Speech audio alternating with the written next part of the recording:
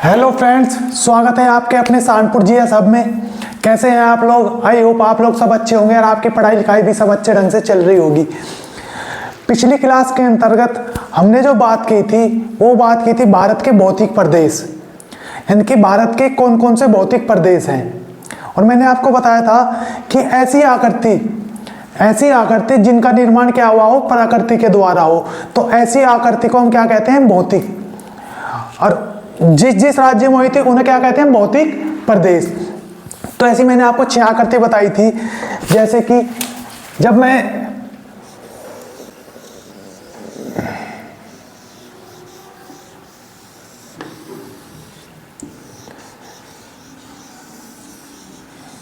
ये इस प्रकार से क्या था, हमारा भारत का नक्शा था।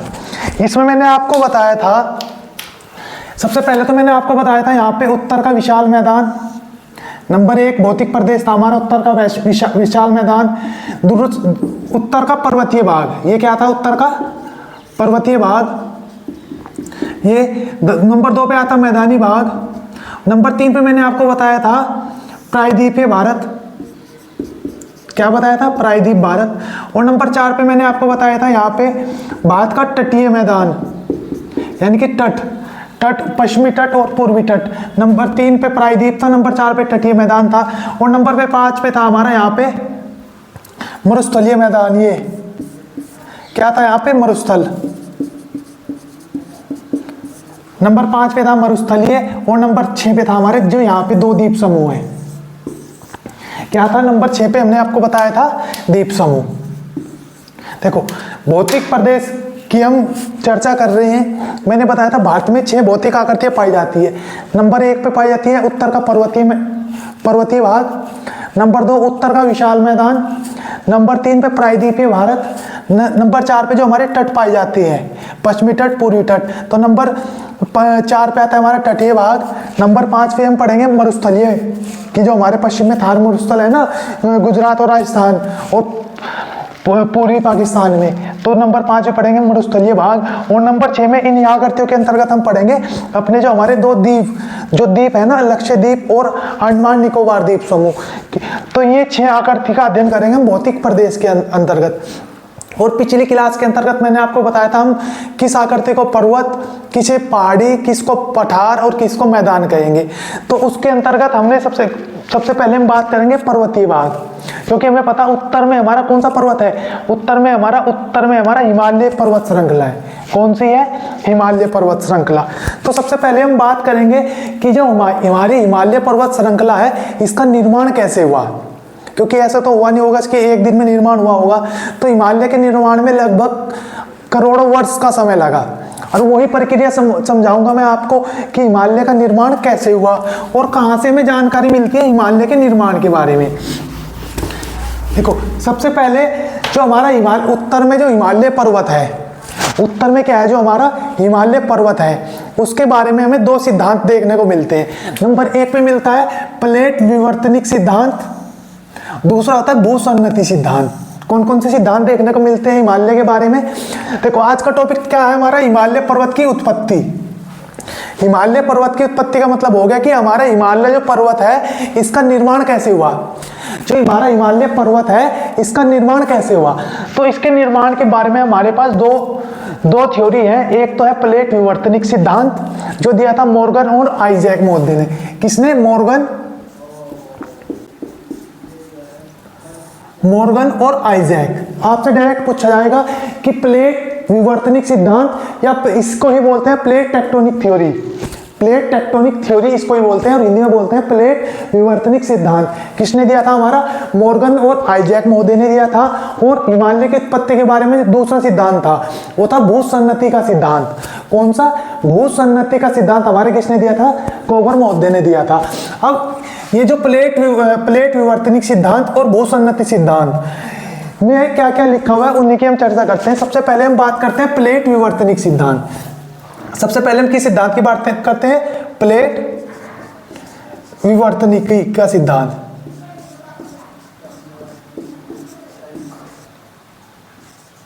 प्लेट विवर्तनिक सिद्धांत। हम देखते हैं कि ये प्लेट क्या है और विवर्तनिकी क्या है। यदि आप को मैं समझाने की कोशिश करूं तो प्लेट का मतलब हो गया यहाँ पे हमारे महाद्वीप। क्या हो गया? तो प्लेट का मतलब हो गया हमारा महाद्वीप और विवर्तनिकी का मतलब हो गया हमारा संचलन। क्या हो गया? प्लेट का मतलब तो हो गया महाद्वीप और विवर्तनिकी का मतलब हो गया संचलन, यानी कि महाद्वीप संचलन, यानी कि महाद्वीपों का संचलन, महाद्वीपों का संचलन।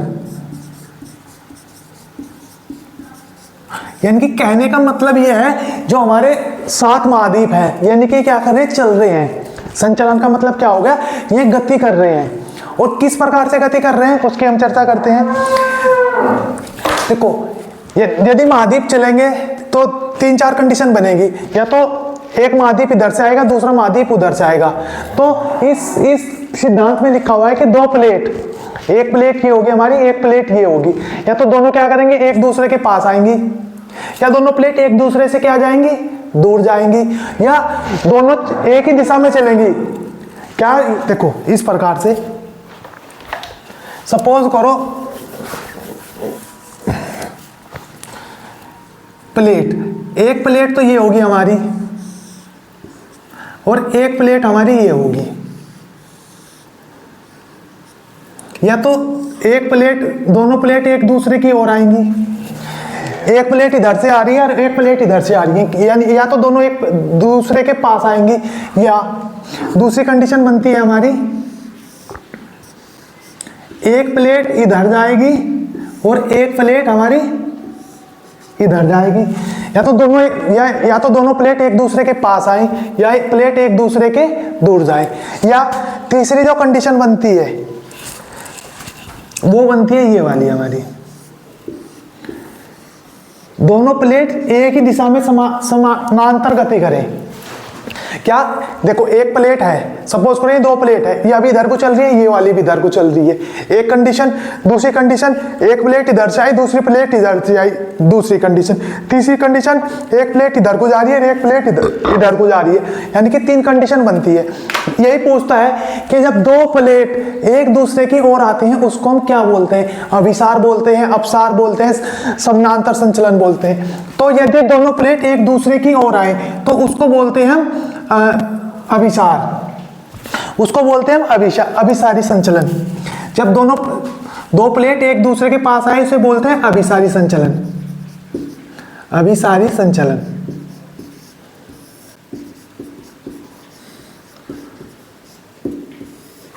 जब दोनों प्लेट एक दूसरे से दूर जाएं उसे बोलते हैं अपसारी संचलन, अपसारी संचलन। जब दोनों प्लेट एक ही दिशा में चले, एक प्लेट आगे दूसरी प्लेट उसके पीछे, उसे बोलते हैं समानांतर संचलन।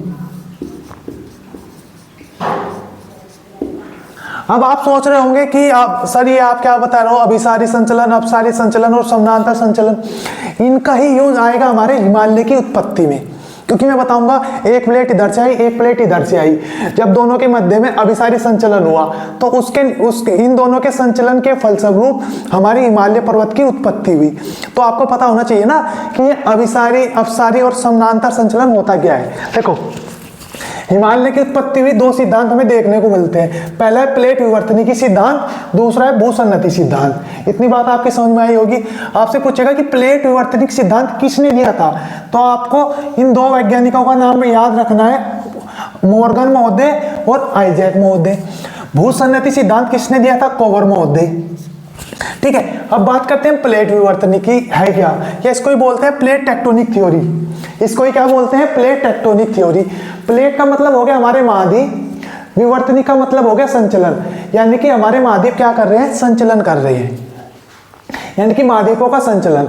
और महाद्वीपों का संचलन कैसे कैसे होगा, या तो दोनों एक दूसरे के पास आएंगे तो अभिसारी संचलन, जब एक दूसरे से दूर जाएंगे तो अपसारी संचलन, यदि दोनों एक दूसरे के समानांतर दिशा में गति करेंगे तो उसे कहते हैं समानांतर संचलन। अब इसके बाद कि हम चर्चा करते हैं इससे आगे। हमें पता है कि करोड़ों साल पहले हमारे जो 7 महाद्वीप हैं ये सारे के सारे क्या थे, एक जगह पे क्या हुए थे, जुड़े हुए थे। यानी कि पहले ऐसा नहीं था कि एशिया महाद्वीप, उत्तरी अमेरिका, दक्षिण अमेरिका अलग अलग थे, नहीं, सब हमारे जिस समय पृथ्वी की उत्पत्ति हुई उस समय हमारे क्या थे, महाद्वीप सारे एक थे। इस प्रकार से ये क्या है, ये हमारी पृथ्वी है, इसमें सारे महाद्वीप क्या है, एक दूसरे से क्या है, जुड़े हुए हैं, जिसको बोलते हैं हम पेंजिया। क्या बोलते हैं, पेंजिया। आपसे क्वेश्चन पूछा जाएगा कि पेंजिया क्या है, तो ध्यान रखना, जब सभी महाद्वीप एक दूसरे से क्या थे, जुड़े हुए थे, जब सभी महाद्वीप क्या थे, एक दूसरे से जुड़े हुए थे, उसको क्या बोलते हैं, पेंजिया। और इस पेंजिया के मध्य से एक सागर बहता था हमारा, इस प्रकार से ये रहा हमारा सागर।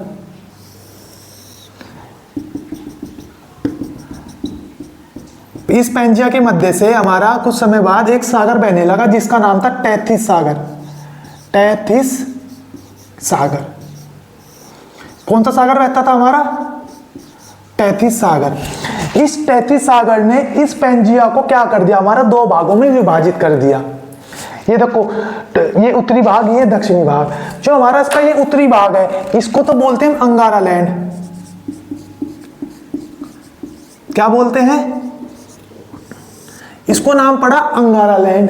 और जो दक्षिणी भाग है इसको बोलते हैं गोंडवाना लैंड। क्या बोलते हैं इसको, गोंडवाना लैंड। जब हमारे सारे महाद्वीप एक दूसरे से क्या जुड़े हुए थे उसको बोलते थे हम पेंजिया। पेंजिया के मध्य से एक सागर बहता था जिसका नाम था टेथिस सागर। इस टेथिस सागर ने इस पेंजिया को क्या कर दिया, 2 भागों में विभाजित कर दिया। उत्तरी भाग को अंगारा लैंड और दक्षिणी भाग को गोंडवाना लैंड। जब मैं वर्ल्ड ज्योग्राफी पढ़ाऊंगा मैं आपको बताऊंगा कि अंगारा लैंड में कौन सा महाद्वीप है और गोंडवाना लैंड में कौन सा महाद्वीप है। अभी तो सिर्फ आपको उतना ध्यान रखना है कि पेंजिया के मध्य से एक सागर जिसका नाम टेथिस सागर। टेथिस सागर के उत्तर में अंगारा लैंड और दक्षिण में गोंडवाना लैंड। इसके बाद हम चर्चा करते हैं कि टेथिस सागर और अंगारा लैंड से हमारा क्या कनेक्शन है। ये देखो,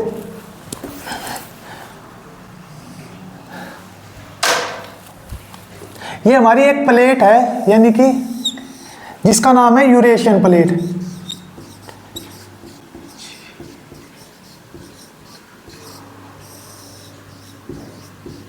कौन सी प्लेट, यूरेशियन प्लेट। कहने का मतलब हो गया, यानी कि जो हमारा यूरोप महाद्वीप है और एशिया महाद्वीप है उन दोनों की एक प्लेट है जिसका नाम है यूरेशियन प्लेट। और दक्षिण में एक प्लेट है भारत की प्लेट।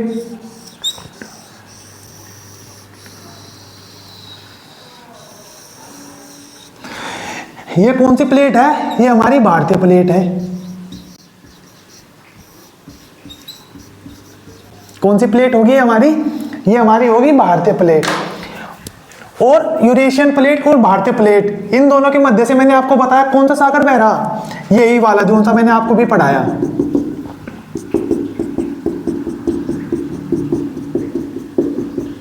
ये रहा हमारा टेथिस सागर। टेथिस सागर यानी कि यूरेशियन प्लेट और भारतीय प्लेट के मध्य से कोई एक सागर बह रहा जिसका नाम क्या था, टेथिस सागर। और जो भारतीय प्लेट है, इधर से कुछ नदी बह रही थी हमारी भारतीय प्लेट से, कुछ नदियां आ रही थी हमारी यूरेशियन प्लेट से। इस प्रकार से कुछ नदियां तो बह रही थी भारतीय प्लेट से, कुछ नदियां बह रही थी यूरेशियन प्लेट से। हमें पता है जब कोई नदी बहेगी तो वो अपने साथ क्या क्या लेके आएगी, अवसाद लेके आएगी। जैसे बालू लेके आएगी, पत्थर लेके आएगी, रेत लेके आएगी। और वो रेत कहाँ पे इकट्ठा होगा, जब कोई नदी बहेगी उत्तर, तो वो अपने साथ क्या लेके आएगी, अवसाद। क्या लेके आएगी, अवसाद। अवसाद का मतलब क्या होगा, वो अपने साथ रेत भी लेके आएगी, कंकड़, बालू और पत्थर। जब कोई नदी अपने साथ बालू, रेत, कंकड़, पत्थर यानी कि अवसाद लेके आएगी, वो अवसाद इकट्ठा कहाँ पे होगा, यहाँ पे। इस प्रकार से क्या हो जाएगा, यहाँ से वो अवसाद इस प्रकार से क्या होता रहेगा, इकट्ठा होता रहेगा। एक स्थिति ऐसी बनेगी कि यह अवसाद दोनों प्लेटों के मध्य पूर्ण रूप से क्या हो जाएगा, इकट्ठा हो जाएगा। क्या हो जाएगा, इकट्ठा हो जाएगा। जब अवसाद थोड़ी मात्रा में होगा तो पानी ऊपर की ओर उठेगा, जब अवसाद और होगा तो पानी थोड़ा और ऊपर की ओर उठेगा, अवसाद और होगा तो पानी ऊपर की ओर और उठेगा। आपने वो वाली कहानी तो सुनी होगी, एक कौवा प्यासा था, वो एक घड़े के पास पहुंचा और उसने देखा घड़े में पानी कम है, तो उसने क्या किया, घड़े में कंकड़ डालनी शुरू कर दी।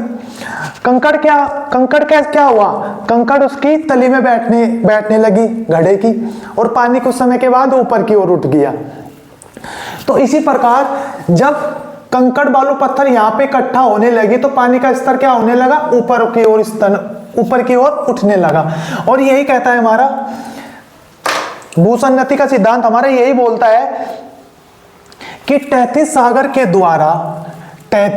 सागर के द्वारा लाए गए बालू पत्थर, किसके द्वारा, जो हमारे 33 सागर है ना, इसमें इसके द्वारा और नदियों के द्वारा, 33 सागर के द्वारा और नदियों के द्वारा लाए गए बालू पत्थर के फलस्वरूप जो हमारा समुद्र का जो स्थल, देखो सपोज करो ये हमारा क्या है, घड़ा है, इसमें पानी कहां से है, पानी यहां तक है। कौवे ने क्या किया, इसमें बालू पत्थर डालने शुरू किए तो पानी इसका स्तर कहां तक चला गया, यहां तक चला गया। और पहले जो स्तर, जो उसका तल यहां पे था, पहले क्या था, जो हमारा पानी का तल यहाँ पे था, अब पानी का तल कहाँ पे बन गया, यहाँ तक बन गया, क्योंकि इसमें कंकड़ इकट्ठे होते हुए पानी यहाँ तक, उसके फलस्वरूप पानी कंकड़ उसने यहाँ तक डाली और पानी कहाँ तक चला गया, यहाँ तक, और कौवे ने पानी पी लिया। तो जो तल पहले यहाँ पे था, यानी कि जो देखो सपोज करो पहले तल यहाँ पे था, उसने पत्थर डाला तो तल कहाँ पे, ऊपर चला गया। तो यही भूसन्नति का सिद्धांत कहता है कि समुद्र तल, भूसन्नति का सिद्धांत यही कहता है कि समुद्र के तल में हुई वृद्धि, देखो पहले समुद्र का तल यहाँ पे था, अब समुद्र का तल कहाँ चला गया, यहाँ पे, इन दोनों के मध्य क्या हो गया, ब्लॉक हो गया। तो समुद्र तल के मध्य में हुई वृद्धि को ही भूसन्नति का सिद्धांत कहते हैं। क्या है भूसन्नति का सिद्धांत, समुद्र तल में हुई वृद्धि,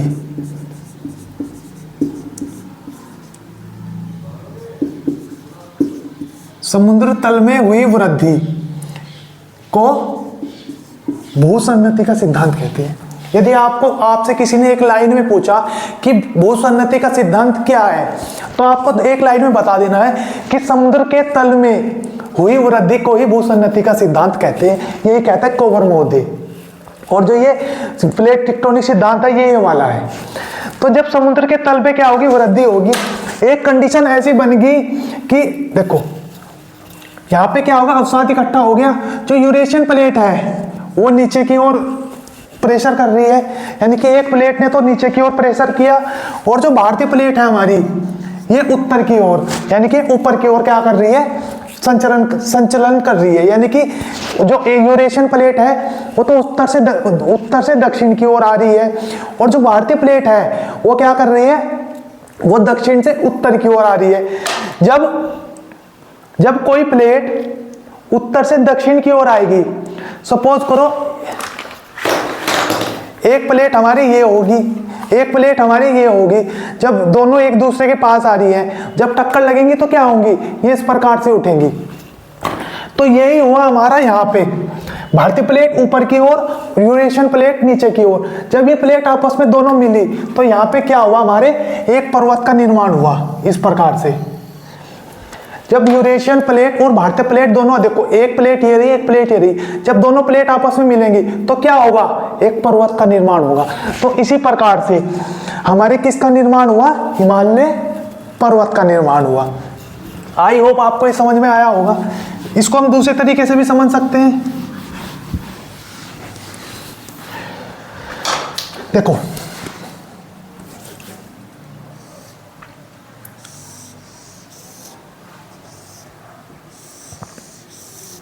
ये हमारी रही यूरेशियन प्लेट,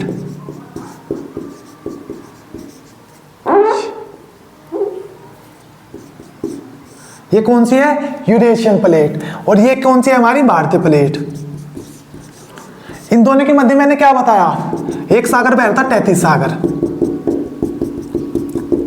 देखो कौन सा सागर था, तैतीस सागर। जब दोनों प्लेट एक दूसरे की ओर आएंगी, जब 33 सागर बैठता है इसमें, तुम्हें पता है इस प्रकार से इसमें अवसाद इकट्ठा होते रहे। एक कंडीशन ऐसी बनी कि अवसाद इसमें कहाँ तक इकट्ठा हो गए हमारे, पहले यहाँ तक थे, फिर एक कंडीशन ऐसी बनी अवसाद कहाँ तक हो गए हमारे, यहाँ तक। देखो यह प्लेट इधर की ओर गई, यह प्लेट इधर की ओर गई, तो बताओ किस प्रकार का संचलन हुआ। यूरेशियन प्लेट और भारतीय प्लेट जब दोनों एक दूसरे के पास आए थे तो किस प्रकार का संचलन हुआ, तो अभिसारी संचलन हुआ। अभिसारी संचलन। कैसा संचलन हुआ हमारा, अभिसारी संचलन हुआ। किस प्रकार का संचलन हुआ, अभिसारी संचलन हुआ। जब दोनों प्लेट, देखो पहले प्लेट यहाँ पे थी, फिर कुछ समय के बाद प्लेट यहाँ पे होगी और ये प्लेट यहाँ पे होगी। जो बीच का ये मलबा था ये क्या हो गया, ये इस प्रकार से ऊपर की ओर उठ गया। क्या होगा, इस प्रकार से ऊपर उठ गया, और ये जो ऊपर की ओर उठा इसे ही हम बोलते हैं हिमालय पर्वत। इसे ही हम क्या बोलते हैं, हिमालय पर्वत। अब आई होप आपको समझ में आया होगा कि हिमालय पर्वत की उत्पत्ति कैसे हुई। दो प्लेट, भारतीय प्लेट और यूरेशियन प्लेट जब आपस में टकराई, यानी कि अभिसारी संचलन के फलस्वरूप जो इनके बीच कुछ क्रिया हुई, आंतरिक क्रिया के फलस्वरूप किसका निर्माण हुआ, हमारा हिमालय पर्वत का निर्माण हुआ। आई होप आपको समझ में आया होगा। एग्जामिनर आपसे सिर्फ दो ही क्वेश्चन पूछेगा कि हिमालय की उत्पत्ति से संबंधित कौन कौन से सिद्धांत हैं, वो आपको दे देगा प्लेट विवर्तनिक सिद्धांत या प्लेट टेक्टोनिक थ्योरी जो मॉर्गन महोदय की थी। दूसरा देगा भूसंगति का सिद्धांत जो किसका था, हमारा कोबर महोदय का था। उसके बाद इन दोनों सिद्धांतों से हमें किसका पता चलता है कि हमारे हिमालय की उत्पत्ति किस प्रकार से हुई। आई होप आपको ये समझ में आया होगा कि हिमालय की उत्पत्ति हमारी किस प्रकार से हुई। अब इसके बाद हम बात करते हैं अपने हिमालय पर्वत की। उत्पत्ति तो हमने कर दी हिमालय पर्वत की, इसके बाद हम बात करते हैं कि हिमालय पर्वत की विशेषताएं, कि हमारे इस हिमालय जो पर्वत है इसकी क्या क्या विशेषताएं हैं।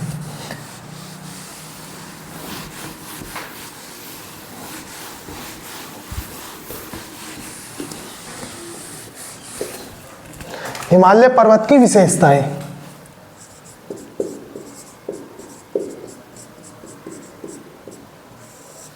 हिमालय पर्वत की विशेषताएं।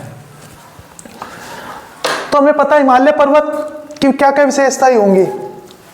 सबसे पहले आपसे एग्जामिनर डायरेक्ट आपके एग्जाम में देगा हिमालय नवीन, मोड़दार, वलित पर्वत का उदाहरण है। वलित पर्वत का उदाहरण है। तो हिमालय कैसा पर्वत है, देखो नवीन का मतलब हो गया नया। हिमालय कैसा पर्वत है, नवीन। नवीन का मतलब तो हो गया हमारा हिमालय नवीन पर्वत है, यानी कि और पर्वतों की अपेक्षा, जैसे अरावली पर्वत और हिमालय पर्वत दोनों में आपस में तुलना करें तो ये जो हमारा अरावली पर्वत है ये तो विश्व का प्राचीन पर्वत है, और हिमालय कैसा पर्वत है, नवीन पर्वत है। तो आपसे एग्जामिनर डायरेक्ट पूछेगा हिमालय कैसा पर्वत है, तो हिमालय नवीन पर्वत है। दूसरा मोड़दार, मतलब कि हिमालय कोई अकेला पर्वत नहीं है। हिमालय पर्वत कोई अकेला एक पर्वत नहीं है, हिमालय एक पर्वतों की श्रृंखला है। इस प्रकार से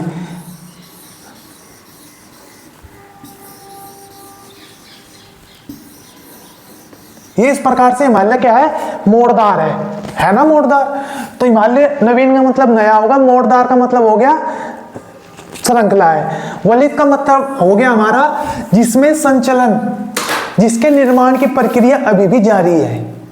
वलित का मतलब क्या हो गया, जिसके निर्माण की प्रक्रिया अभी भी क्या है, जारी है। यानी कि जो हिमालय है ना उसमें अभी निर्माण की प्रक्रिया क्या है, जारी है।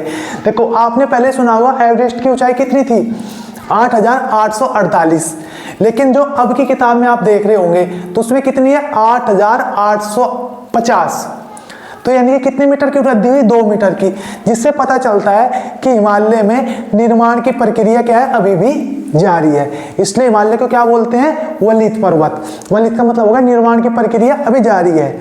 यदि अवशिष्ट बोलेंगे तो मतलब कि उसका विखंडन होना शुरू हो चुका, लेकिन हिमालय में क्या हो रहा है, अभी निर्माण की प्रक्रिया चल रही है, इसलिए हिमालय को क्या बोलते हैं, वलित पर्वत। दूसरा एक विशेषता तो ये होगी। दूसरा है कि हिमालय में औषधि चट्टानों की प्रधानता है। हिमालय पर्वत पर औषधि चट्टानों की, किसकी? औषधि चट्टानों की प्रधानता है।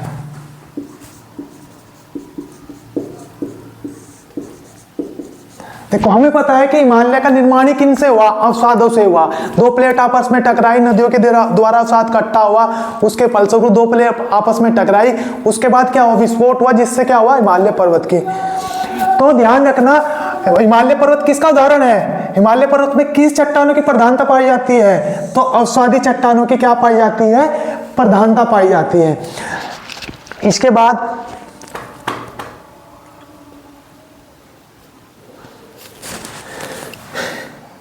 तीसरा पॉइंट आपको लिखना है अपने नोटबुक में, हिमालय में संचलन की प्रक्रिया अभी भी जारी है।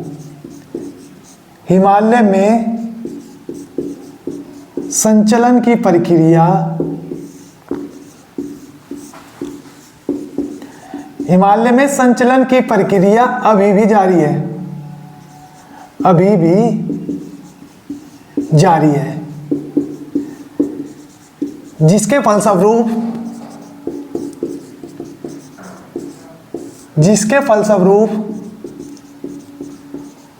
हिमालय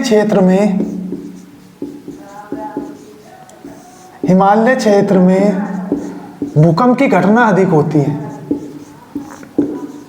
भूकंप की घटना अधिक होती है।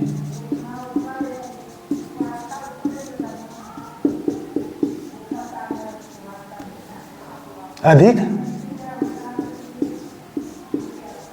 होती है। देखो मैंने आपको बताया कि हिमालय के निर्माण में, यानी कि हिमालय के संचलन में अभी भी क्रिया जारी है, यानी कि हिमालय अभी भी निर्माण कर रहा है।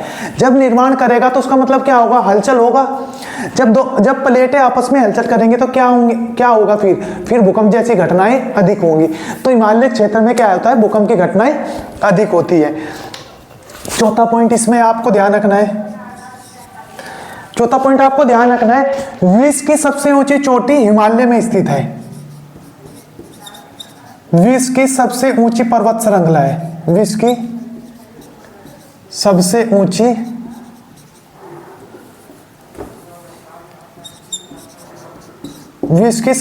ऊंची पर्वत श्रृंखला है।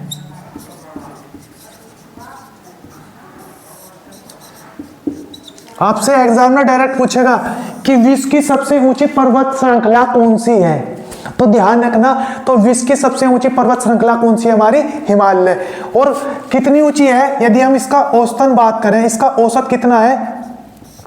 लगभग 5500 मीटर से लेकर 6000 मीटर।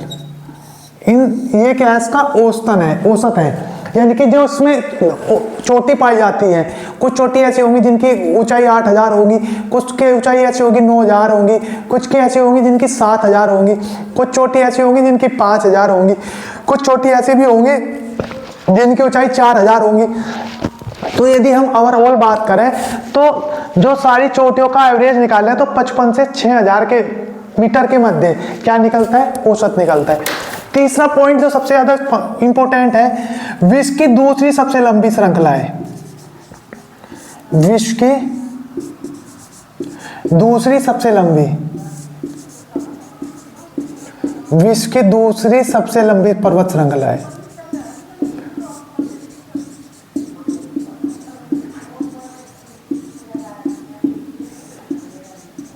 देखो यदि आपसे पूछा विश्व की सबसे ऊंची पर्वत श्रृंखला तो हिमालय, और पूछा विश्व की दूसरी सबसे लंबी पर्वत श्रृंखला तो उसका आंसर भी क्या होगा? हिमालय। कितनी लंबी है ये हमारी? 2500 किलोमीटर। कौन से नंबर की है ये? हमारी दूसरी। जब ये दूसरी है तो पहले भी कोई ना कोई सी होगी ऐसी पर्वत श्रृंखला जो विश्व की सबसे लंबी होगी। विश्व की सबसे लंबी पर्वत श्रृंखला, विश्व की, नोट करके लिखना, विश्व की सबसे लंबी पर्वत श्रृंखला वो होती है हमारी एंडीज। कौन सी पर्वत श्रृंखला? एंडीज पर्वत श्रृंखला।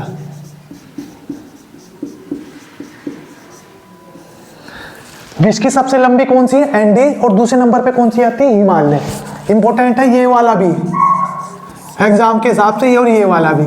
आपसे पूछेगा कि विश्व की सबसे ऊंची पर्वत श्रृंखला, तो आपको आंसर देना है हिमालय। पूछेगा कि विश्व की दूसरी सबसे लंबी, देखो लंबे और ऊंचे में थोड़ा आपको कंफ्यूजन होगा। लंबी का मतलब होगा इस प्रकार से, और ऊंची का मतलब होगा इस प्रकार से, यानी कि किसकी ऊंचाई अधिक है और किसकी लंबाई अधिक है। तो ऊंचाई में तो सबसे ऊंची है हिमालय, और लंबाई में हिमालय का आता है दूसरा स्थान। पहले स्थान पर कौन है? एंडीज पर्वत श्रृंखला। और जब ये विश्व की सबसे ऊंची पर्वत श्रृंखला है, तो उसमें कोई ना कोई चोटी ऐसी होगी जो विश्व की सबसे ऊंची चोटी होगी। तो इसमें ही आती है हमारी माउंट एवरेस्ट। कौन सी आती है? Mount Everest. ये क्या है? विश्व की सबसे ऊंची चोटी है ये। कौन सी? माउंट एवरेस्ट विश्व की क्या है? सबसे ऊंची चोटी है। विश्व की सबसे ऊंची चोटी। विश्व की सबसे ऊंची चोटी कौन सी है? एवरेस्ट। कहां पर स्थित है? हिमालय में। और किस देश में है? नेपाल में।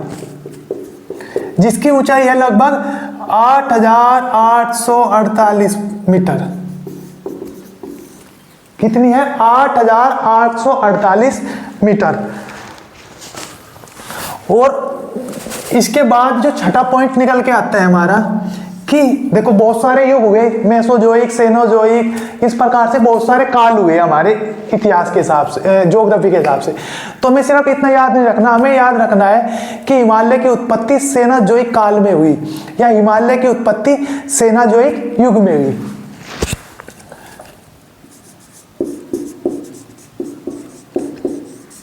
हिमालय की उत्पत्ति सेनोजोइक, किस काल में? सेनोजोइक काल में। ये 6 पॉइंट है जो हिमालय की विशेषता से संबंधित है। देखो सबसे पहला पॉइंट होगा हिमालय की विशेषता से संबंधित नवीन, मोरदार, वलित पर्वत है। मैंने आपको नवीन का मतलब भी बता दिया, मोरदार का भी और वलित का भी। दूसरा, हिमालय में किस चट्टानों की प्रधानता है? मैंने बताया अवसादी चट्टानों की प्रधानता है। आपसे डायरेक्ट पूछ लेगा कि हिमालय में किस प्रकार की चट्टान पाई जाती है? अवसादी चट्टान, बेसाल्ट की चट्टान, या हमारी और वो देगा तुम्हें ऑप्शन, तो उसके हिसाब से अवसादी चट्टान। हिमालय में संचलन, वो पूछेगा कि हिमालय में भूकंप क्यों आता है? तो क्योंकि हिमालय में संचलन की प्रक्रिया अभी भी जारी है। आपसे पूछेगा विश्व की सबसे ऊंची पर्वत श्रृंखला, तो आपको आंसर क्या देना है? हिमालय पर्वत श्रृंखला। जब विश्व की सबसे ऊंची पर्वत श्रृंखला हमारी हिमालय है, तो उसमें कोई ना कोई चोटी ऐसी होगी जो विश्व की सबसे ऊंची होगी। तो विश्व की सबसे ऊंची चोटी कौन सी है? एवरेस्ट। अभी मैं आगे जाके जब हिमालय का डिवाइड करूंगा तब मैं आपको बताऊंगा। दूसरा, विश्व की दूसरी सबसे लंबी पर्वत श्रृंखला कौन सी है? हिमालय है। जब हिमालय दूसरे नंबर पे है, तो पहले नंबर पे कौन है हमारी सबसे लंबी? एंडीज पर्वत। उसके बाद हिमालय की उत्पत्ति किस काल में हुई? तो आपको सिर्फ इतना ध्यान रखना है, सेनोजोइक। सेनोजोइक युग में क्या हुई? हमारी हिमालय की उत्पत्ति हुई। ये तो रहा हमारा हिमालय की उत्पत्ति और उसकी विशेषता से संबंधित आज की क्लास। अगली क्लास के अंतर्गत हम हिमालय पर्वत में जो श्रृंखलाएं, क्योंकि हिमालय पर्वत श्रृंखला पढ़ रहे हैं ना, तो उसमें बहुत सारी श्रृंखलाएं हैं, जैसे ट्रोंस हिमालय, फिर वरद हिमालय, फिर लघु हिमालय, फिर शिवालिक हिमालय। कल अगली क्लास के अंतर्गत हम इन सभी का क्या करेंगे? डिवाइड करेंगे, इनका विभाजन करेंगे और एक एक श्रृंखला की डिटेल पूर्वक क्या करेंगे? व्याख्या करेंगे। आई होप आपको आज की क्लास अच्छी लगी होगी। कमेंट करके जरूर बताना। धन्यवाद।